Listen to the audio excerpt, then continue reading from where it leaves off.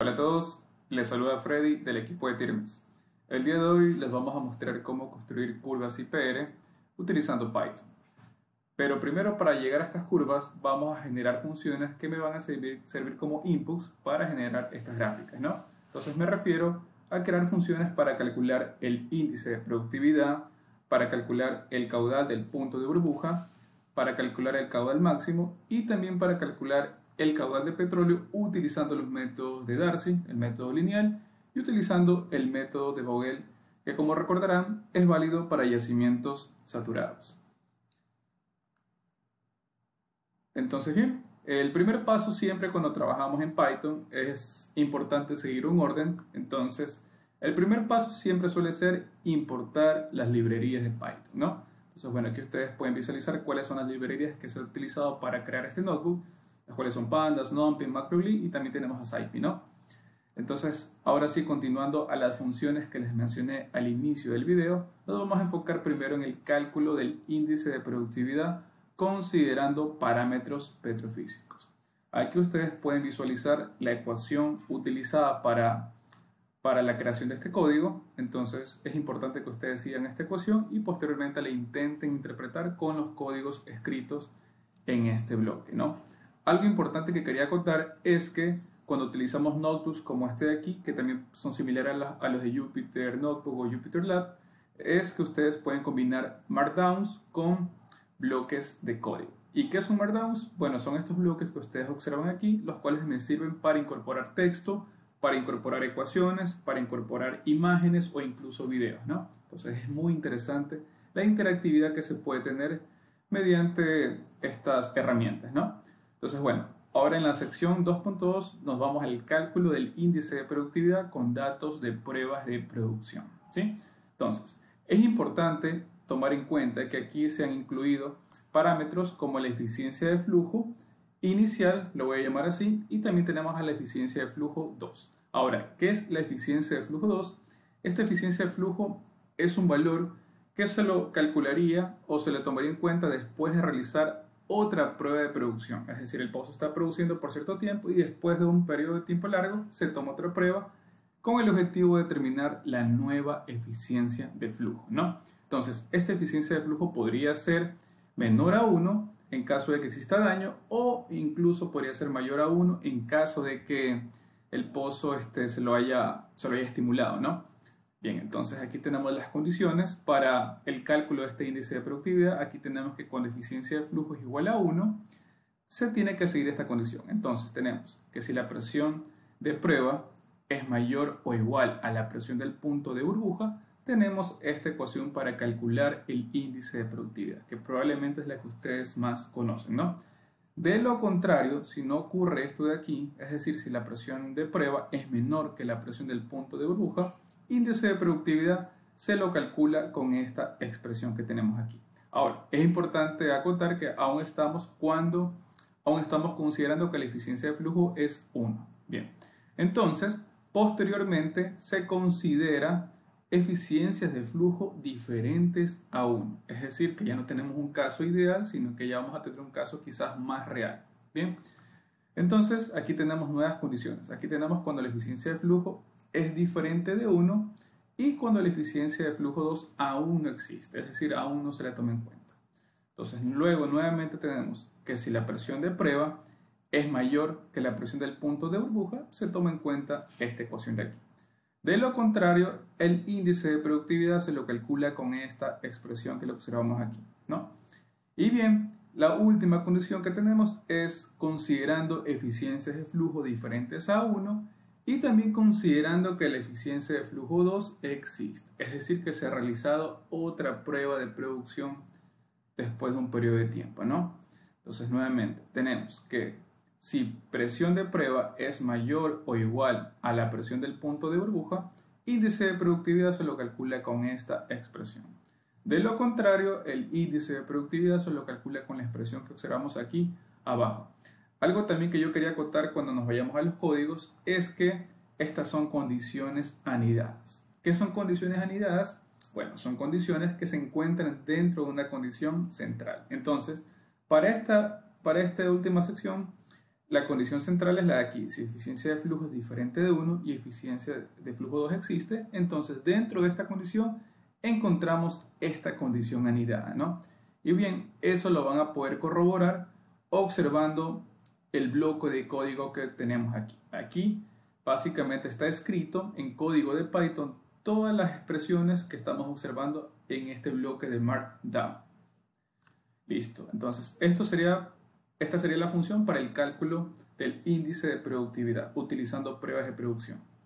Posteriormente tenemos el cálculo de la tasa de flujo de petróleo en el punto de burbuja. Bien, esta ecuación es muy sencilla, simplemente es índice de productividad por el delta P entre la presión de reservorio con la presión del punto de burbuja. Asimismo, ustedes en el Markdown pueden observar las unidades que usualmente se utilizan para esta expresión. Y aquí, en este caso, observan el código para el cálculo del caudal del punto de burbuja. Algo interesante es que aquí ya se llama directamente el índice de productividad. Me refiero a la función del índice de productividad, la cual fue creada en el paso anterior, ¿no? Y otra cosa también importante a considerar es que eficiencia de flujo y eficiencia de flujo 2 son son argumentos default para esta función. Es decir, que tienen un valor predeterminado al inicio, sin embargo, más adelante lo podrían cambiar, dependiendo de lo que ustedes deseen establecer. Continuando con la siguiente sección, ahora tenemos el cálculo del caudal máximo a diferentes condiciones, ¿no?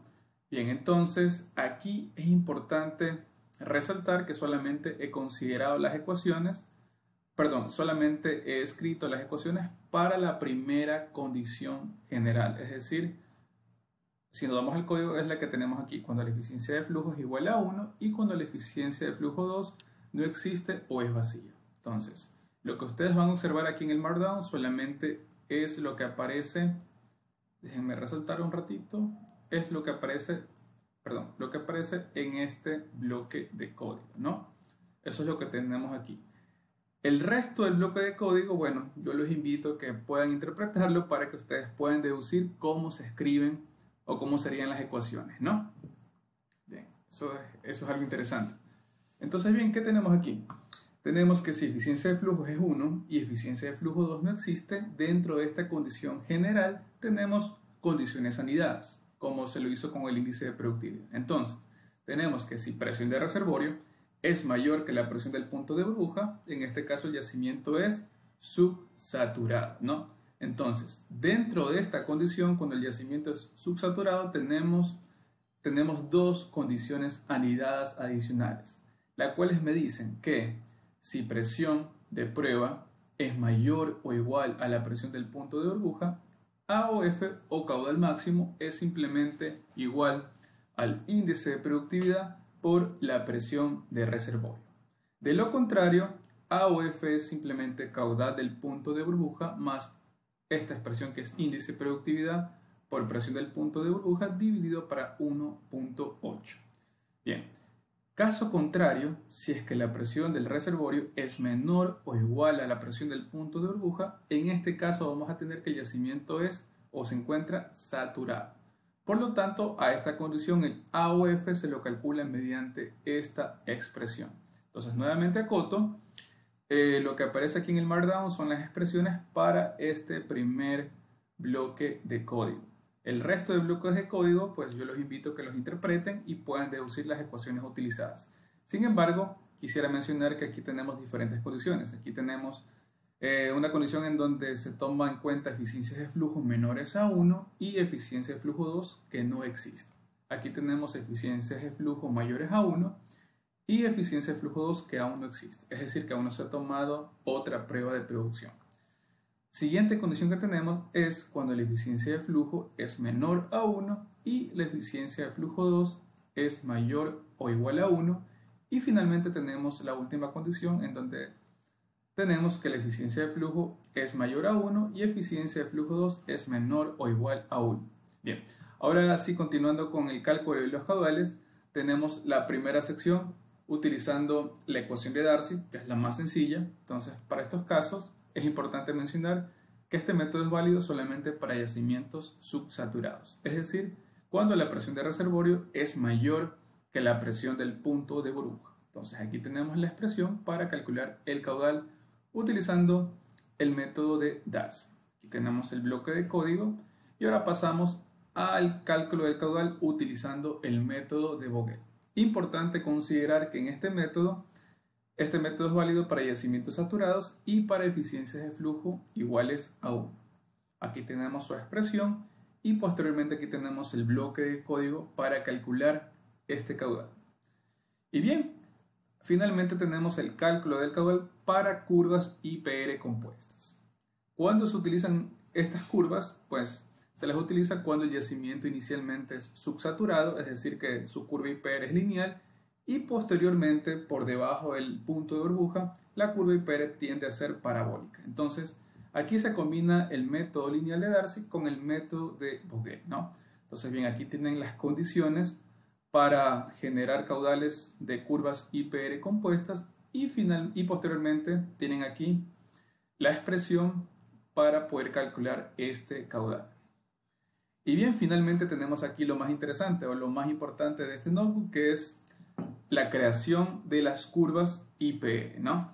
Entonces, para este fin, aquí se ha implementado un set de datos, los cuales me van a servir para generar estas curvas. Entonces, primero analicemos datos para un yacimiento saturado, en donde la presión de reservorio es menor que la presión del punto de burbuja. Entonces, aquí tenemos los datos de prueba, datos de presión de reservorio, presión de burbuja y la presión de fondo a la cual yo quiero hacer un cálculo, ¿no? Entonces, posteriormente creamos un data frame estableciendo un arreglo de presiones, de diferentes valores de presiones, desde la presión de reservorio, que es 2400, hasta la presión de 0. Bien, y en base a estos valores se calcula los caudales utilizando la función del caudal de Vogel, ¿no? Entonces aquí tenemos en esta línea de código el cálculo de esos caudales para estos valores de presión, ¿no? Una vez creado esto de aquí, posteriormente pasamos al gráfico de la curva IPR. Si se dan cuenta, aquí la curva IPR aún no ha sido automatizada porque estamos utilizando netamente códigos de la librería Matplotlib, ¿sí? Entonces, utilizando estos códigos, generamos esta curva IPR para yacimientos saturados, ¿sí? Justamente tiene la forma parabólica, que es lo que me dice la teoría de los yacimientos saturados, ¿no? Sin embargo, sería muy interesante automatizar el proceso, ¿no? Entonces, para esto se genera una función que me pueda graficar directamente las curvas IPR. Entonces, por eso esta sección la llamamos curvas IPR automatizadas mediante una función. Entonces, ¿qué considera esta función? Considera los datos de prueba, tanto de caudal como de presión, considera la presión de reservorio y también considera una lista o un arreglo de datos de presiones de fondo. Y finalmente tenemos la presión del punto de burbuja, ¿no? Entonces tenemos aquí esta función y posteriormente la probamos con los datos que aparecen aquí, ¿no? Entonces aquí inicialmente podemos observar que este yacimiento es subsaturado debido a que la presión de reservorio es mayor que la presión del punto de burbuja, ¿no? Entonces posteriormente llamamos a esta función que es IPR_curve y utilizamos los argumentos, bueno, los datos que hemos ingresado en el bloque de código anterior, ¿no? Entonces, produciendo o ejecutando este bloque, se puede generar esta curva IPR para yacimientos que en inicio son subsaturados y posteriormente tienen una forma parabólica, ya que esta es una curva IPR compuesta. Y algo interesante aquí es que justamente aquí podemos observar el punto de burbuja, ¿no? Este sería el punto de inflexión para esta curva. Y bien, finalmente tenemos la generación de una función adicional, la cual es válida para los tres métodos revisados anteriormente, ¿no? Es decir, esta función me va a permitir ingresar como argumento si queremos utilizar el método de Darcy, si queremos utilizar el método de Vogel o si queremos utilizar el método para las curvas IPR compuestas, ¿no? Entonces justamente eso se lo genera utilizando este argumento que se llama method. Bien, continuando, ahora probamos esta función. Esta función se la ha nombrado ipr-curve-methods. Entonces llamo a esta función y como argumento le pongo que quiero utilizar aquí el método de Darcy. Ejecutando este bloque, observamos que esta curva es lineal, que es lo que me dice la teoría para el método de Darcy, ¿sí? Y aquí observamos también el punto de burbuja. Cabe resaltar que aquí no debería crearse la forma parabólica debajo del punto de burbuja, sin embargo se lo muestra para que ustedes lo puedan observar. Posteriormente se llama nuevamente esta función, pero ahora utilizamos el argumento para los IPR compuestos. Por consiguiente, aquí podemos observar esta gráfica, esta curva IPR, que justamente es la de es una curva IPR compuesta, ¿no? En base al método que se ha ingresado aquí en la parte final. Y bien, ahora lo que nos falta probar es crear curvas IPR para yacimientos saturados, ¿no? Entonces, bien, nuevamente generamos datos para un yacimiento saturado, en donde aquí observamos que la presión de reservorio es menor que la presión del punto de burbuja. Posteriormente, nuevamente llamamos a la función ipr-curve-methods y en la parte final le decimos a la función que queremos utilizar el método de Vogel. Ejecutamos este bloque y observamos que aquí se genera esta curva IPR utilizando el método de Vogel. Y bien, para que les quede un poquito más claro, para que puedan interactuar con estas funciones, los invito a que puedan resolver los siguientes ejercicios. Aquí tenemos un ejercicio 1, ejercicio 2 y ejercicio 3. Pueden utilizar estos datos que tienen aquí y realizar los cálculos que se les pide en el enunciado, con el objetivo de que ustedes puedan practicar y entender a profundidad qué es lo que se ha detallado en este nodo. Muchas gracias por su atención.